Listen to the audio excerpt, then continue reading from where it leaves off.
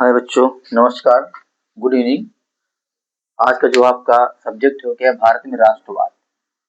तो सबसे पहले राष्ट्रवाद शब्द जो है, तो राष्ट्रवाद का मतलब क्या होता है?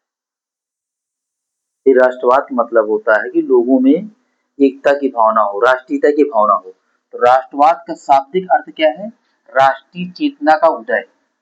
माने लोगों में राष्ट्रीय चेतना उदय, अर्थात भारत के लोगों में राष्ट्रीय चेतना उदय कब हुआ, क्यों हुआ, कैसे हुआ? तो देखिए, भारत में जो राष्ट्रीय चेतना का उदय जो हुआ था, वो आप समझो 1857 के बाद या 1857 के बाद राष्ट्रीय चेतना उदय हुआ। कब? जब प्रथम स्वतंत्र संग्राम आंदोलन जो था, जब विफल हो गया। उसके पहले भारत में कुछ छोटे छोटे राष्ट्रीय संगठन बने, उन्होंने लोगों में राष्ट्रीय चेतना का विकास करने का प्रयास किया। ठीक है। भारत में राष्ट्रवाद का उदय ब्रिटिश सरकार की नीतियों, किसके? ब्रिटिश सरकार की नीतियों के प्रतिक्रिया स्वरूप हुआ था। अर्थात ब्रिटिश सरकार की जो नीतियां थी, उन्हीं के विरोध में ही राष्ट्रवाद का उदय भारत में हुआ 19वीं शताब्दी के उत्तरार्ध में। जब 1885 में, कब? 1885 में कांग्रेस की स्थापना हुई। जो कांग्रेस आज पार्टी है, इसका नाम क्या था? भारतीय राष्ट्रीय संघ पर यह नाम पड़ा। लेकिन 1886 में दादा भाई नौरोजी की सलाह पर इसका नाम भारतीय राष्ट्रीय कांग्रेस कर दिया गया 1885 में। और कांग्रेस की स्थापना किसने किया था? ए ओ ह्यूम ने। किसने? ये ओ ह्यूम जो थे, ये क्या थे? ब्रिटिश से, एक ब्रिटिश आईसीएस अधिकारी थे। उन्हीं के नेतृत्व में भारतीय राष्ट्रीय कांग्रेस की स्थापना हुई। अब देखिए, कारण क्या था? ब्रिटिश सरकार की नीतियां। सबसे पहले क्या? राजनीतिक कारण क्या था? राजनीतिक कारण क्या था? जो भारतीय सैनिक थे, उनसे भेदभाव किया जाता था, उन्हें ऊंचे पद पर नहीं रखा जाता था, उनके साथ गलत व्यवहार किया जाता था, अच्छा खाना भी नहीं दिया जाता था।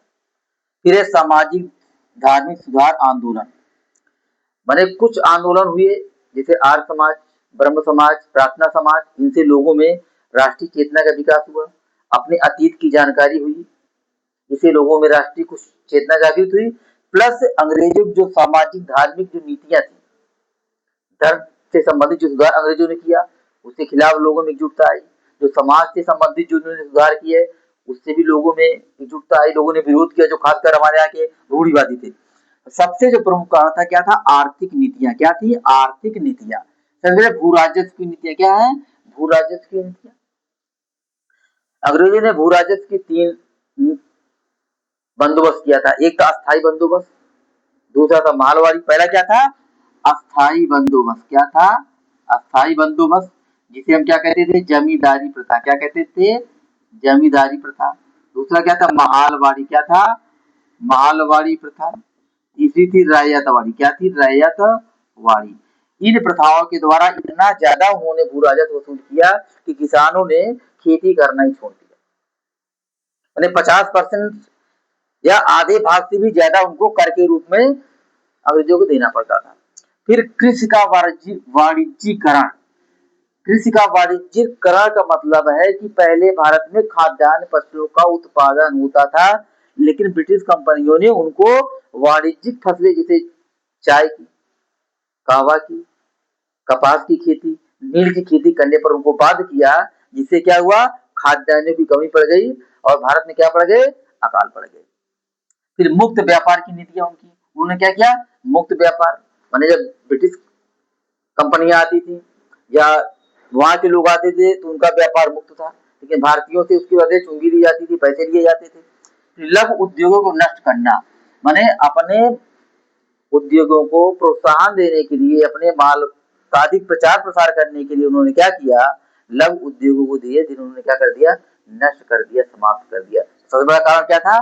जो अंग्रेजों की या ब्रिटिश कंपनी की जो आर्थिक नीतियां थी, वो उनके खिलाफ लोगों में ज्यादा जो प्रतिक्रिया स्वरूप लोगों ने विरोध किया, उसी से लोगों में राष्ट्रीय एकता की भावना का विकास हुआ। फिर क्या? पाश्चात्य शिक्षा।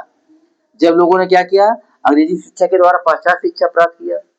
रूसो, वाल्टेयर, मैजिनी, इनके किताबों को पढ़ा। इनके तो लोगों के अंदर समानता की भावना, स्वतंत्रता की भावना, एकता की भावना का विकास हुआ। फिर समाचार पत्रों की भूमिका, माने राष्ट्रीय एकता में समाचार पत्रों की भूमिका भी रही। फिर संचार साधनों का योगदान।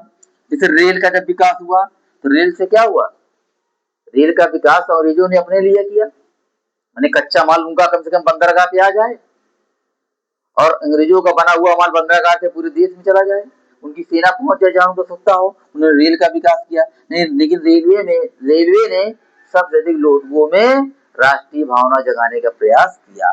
डाक व्यवस्था, उनकी तार व्यवस्था, इन सब ने न चाहते हुए भी भारतीयों में राष्ट्रीय एकता की भावना का विकास किया। फिर अंग्रेजों की भेदभाव नीतियां, लॉर्ड लिटन, इसका एक वर्नाक्यूलर प्रेस एक्ट था, जो भारतीय समाचार पत्र थे भारतीय भाषा में, उनके खिलाफ था। आर्म्स एक्ट, मैंने भारतीय जो है हथियार असला नहीं रख सकते थे, उन्हें पंजीकरण कराना पड़ता था, लाइसेंस लेना पड़ता था। दिल्ली दरबार इसने कब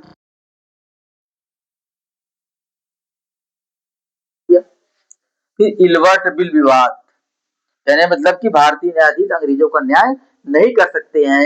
इन सब कारणों से भारतीयों में क्या हुआ, राष्ट्रीय चेतना का विकास हुआ या भारत में राष्ट्रवाद का उदय हुआ। सही शब्दों में राष्ट्रवाद का मतलब क्या है, राष्ट्रीय चेतना का उदय, राष्ट्रीय चेतना का विकास कब हुआ, 18वीं शताब्दी के उत्तरार्ध में। कारण क्या था, ब्रिटिश सरकार की अनेक नीतियां, माने ब्रिटिश सरकार की नीतियों के विरोध में ही भारत में राष्ट्रीयता का विकास। एक प्रश्न पूछा जाता है, कांग्रेस की स्थापना कब हुई, 1885 में हुई। कहाँ हुई, मुंबई में। कहाँ हुई, जिसे हम मुंबई की क्या कहते थे, मुंबई में हुई थी। कब, 1885 ईस्वी में। किसकी, कांग्रेस की